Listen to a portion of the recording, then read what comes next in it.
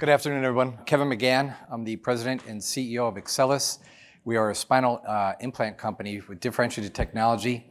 We're headquartered in Palm Beach Gardens, Florida, with an office right down the road as well in Carlsbad. So our company, we're about a 6-year-old company. Our investment thesis serve really an underserved marketplace in spinal implants, superior technology, differentiated technology. We have a full pipeline of disruptive other technology as well that I'm going to be getting into. Right now, we're about $30 million in annual revenue with a high growth rate and a very high margin product as well, and led by a very experienced spinal leadership team. Really, again, for us, superior clinical outcomes. We have great data. We focus in the MIS segment of the marketplace as well. So any of the data will show minimally invasive, less tissue retraction, faster OR time, faster recovery for the patients. And we are globally adopted as well. We are doing business in 23 international countries, and we see a great increased adoption across that platform as well. We service the lumbar spinal fusion market, mostly degenerative. We don't have anything for really deformity work. A very large market, $5.3 billion in the US, another $3 billion opportunity for us, again, internationally. Tailwinds for our company, MIS procedure, as I mentioned, endoscopic surgery, which is becoming more and more prevalent here in the US and is well advanced in some international countries.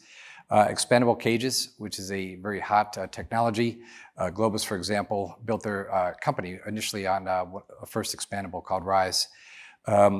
In the US here as well, many of these type of surgeries are moving from the hospital to an ambulatory surgery center. We fit incredibly well in that marketplace, and we're looking to take advantage of that trend.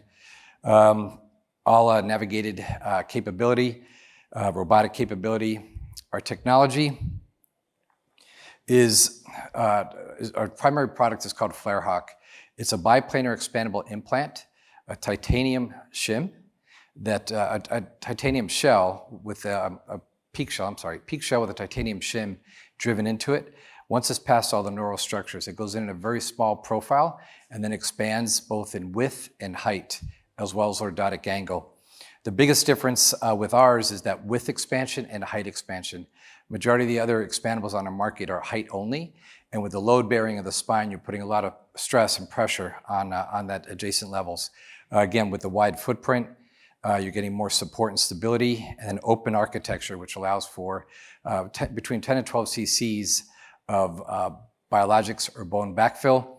Again, mostly the competitive offerings in the marketplace, that expansion mechanism is a mechanical mechanism located right in the center of the implant, and therefore you can't get the backfill. The portfolio itself right now for FlareHawk, we have 3 different sizes. FlareHawk 7, all of these peak shells are through an ionization process bonded with titanium. FlareHawk 7 goes in the size of a number 2 pencil and will expand out to 11 millimeters, which is the standard inner body that the Biggs, Medtronic, Stryker, DePuy have. Again, we're getting past all the neural structures and then creating that expansion within the disc space. FlareHawk 9 is a 9 millimeter insertion profile, goes to 14.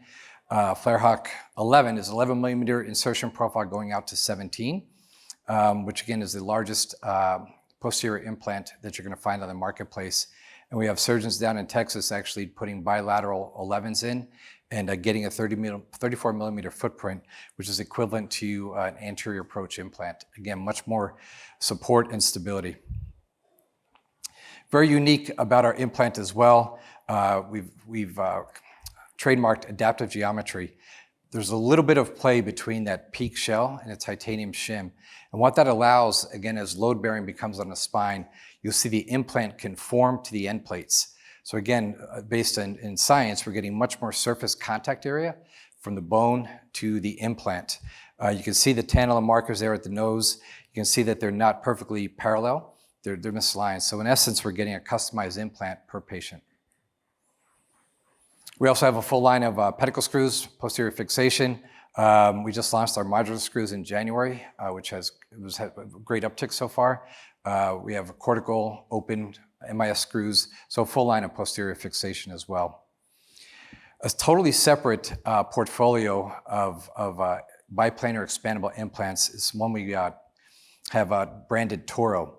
Our first offering is a lateral version. You'll see from the illustration here, we have a unique retractor as well. This implant goes in, again, in minimally invasive fashion, 14 millimeters in width. We'll expand out to 24 once it's in a disc space. We also have some very, very innovative disc prep, and as I mentioned, the retractor. This disc prep tool, surgeons are amazed by it. It's almost like a snow angel. It goes into that space, you expand the wings, and then retract back all of that disc material. It comes right back into the shaft of the instrument, and it's very, very fast, easy way to remove disc for the surgeons.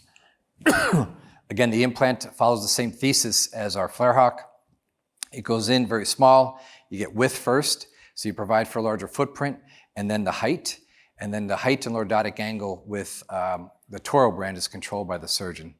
So a very, very simplistic mechanism, and again, with open architecture that allows for a lot of backfill. But surgeons are very appreciative of that, being able to get that high level rate of fusion.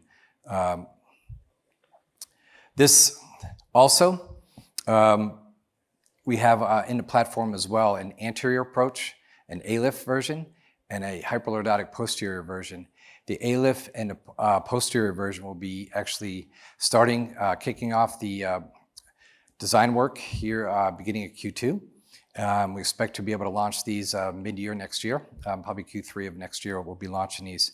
And there's significant advantages for us as a company as well. Right now we focus in on a posterior approach, but it'll get us into, I have a slide here coming up as well, it'll get us into the anterior as well as the lateral, and again, will make us a full line spinal implant company. We've got great IP, very, very well protected with IP, a long runway still on the IP, numerous peer-reviewed data, very impressive data. We're in the process right now as well. We are MDD CE marked approved. We're halfway through moving up to the MDR process, and part of that requirement from the European Union to get the CE mark under MDR, we have a very extensive study undergoing right now. The interim data is very, very positive relative to fusion rates as well as subsidence. Subsidence for spinal surgeons is very bad because for these degenerative procedures, you get slow back pain, your nerves are being compressed, you want to create that height back. And then again, with load bearing, if the implant starts to dig into the end plates, you're going to get the shrinkage back of that neural cavity, which again is going to reduce, it will add to more re-op type of procedures. As I mentioned, as an organization, right now we are primarily focused in the posterior market. As 58% of the surgeons practice when they're doing a lumbar case is done posteriorly, but the anterior and lateral approach is what we'll be getting into as well with very, very differentiated technology. Our competitors, such as NuVasive, which really invented the lateral procedure, it's a static implant as well. And so you're just going in at a larger width, height profile, where again, ours is going past all the neural anatomy in a smaller fashion and getting that expansion in the safe space. So great opportunity for us again to expand our entire offering to our surgeons.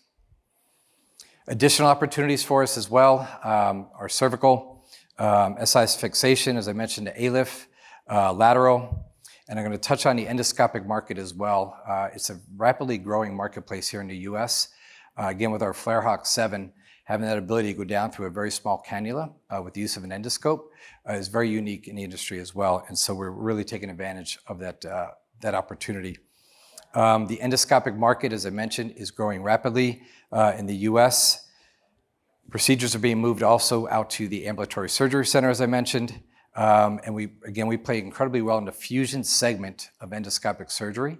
Any ASC or surgeon will tell you that is the moneymaker. You know, doing a fusion is actually going to be the better reimbursement, both for the facility and for the surgeon.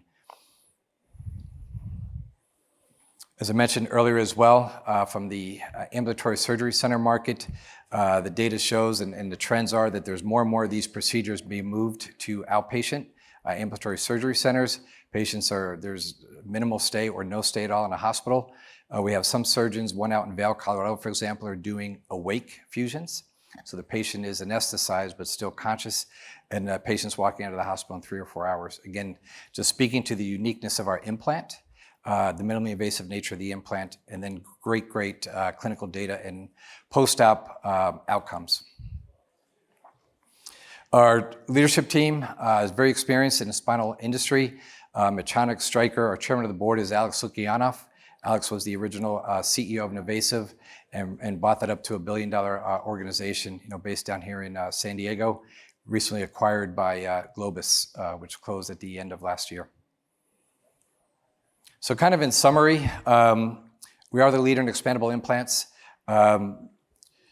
really disruptive technology. And again, not only from the posterior space, but in the lateral and the anterior space as well. We have very, very high margins. Our COGS are very, very favorable, which allow us, again, to continue to reinvest back into our business. And then again, the segments of the market where the trends are really moving towards, endoscopic, outpatient, the MIS procedures, we play very, very well in and are very attractive in those markets. That's it. I really do appreciate everyone's time. As I mentioned, if you're ever down in the Palm Beach area, please feel free to come by and check us out. We have a cadaver lab. We train generally about 250 to 275 surgeons a year are in our office. We have all the endoscopic capital equipment companies have donated their equipment to our facility.